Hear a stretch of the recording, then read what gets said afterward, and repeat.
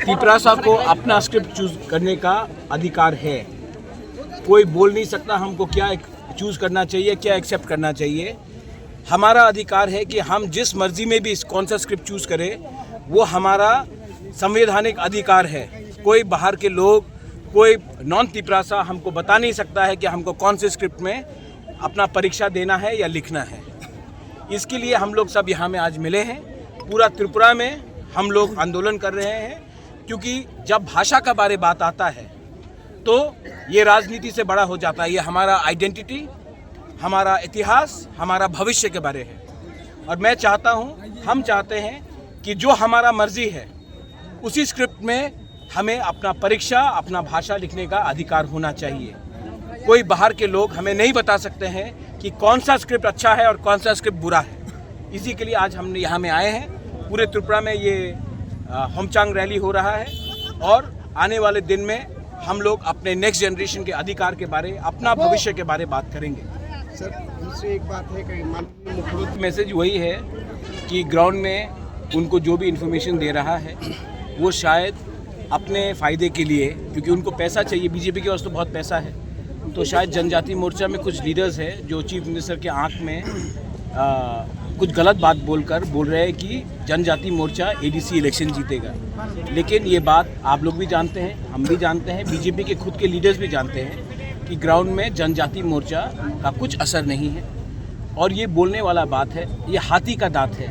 हाथी के दांत से कोई डरता नहीं है। और ये उनका पॉलिटिकल लैंग्वेज है, वो उनका पॉलिटिकल लैंग्वेज होगा, उनको जो ठीक लगे। मैं जानता हूँ, हम जानते हैं कि तिपरासा का सेंटिमेंट, बुकुंग बारा का सेंटिमेंट तिपरासा के साथ है। और जब रहा बात भाषा का, तो मुख्यमंत्री जी मैं आदर करता हूँ, वो स्टेट के चीफ मिनिस्टर हैं, लेकिन जब बात आता है लैंग्वेज का और आइडेंटिटी का, तो उनको इस मामले में दखल नहीं देना चाहिए।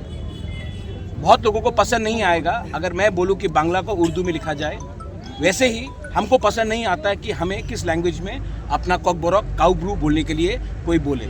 ये बात हमारा घर का बात है, किसी को इसमें हमें सजेशन एडवाइस देने के लिए दरकार नहीं है। दूसरी एक बात हुआ है जो एक अकॉर्ड को हम लोग देखते क्या होता है। अगर आपको लगता है कि अकॉर्ड मेरे लिए नहीं हुआ है, मैं अपना ज़मीन का अधिकार कैसे गिव अप करूं? आप बीजेपी को पूछिए एक सवाल कि उनका घोषणा पत्र में सब लिखा गया था, एक भी जो उनका खुद का इलेक्शन का घोषणा पत्र में था उन्होंने इंप्लीमेंट किया है? उंगली पॉइंट करने से ज्यादा अच्छा है कि अपने घर के अंदर देखिए कि क्या क्या प्रॉब्लम है। अगर तिपरासा को भिखारी रखा, तिपरासा को गरीब रखा, तो मैं तो आवाज उठाऊंगा। अकॉर्ड में लिखा गया था कि हमारा जो प्रॉब्लम है उसको सॉल्व किया जाएगा।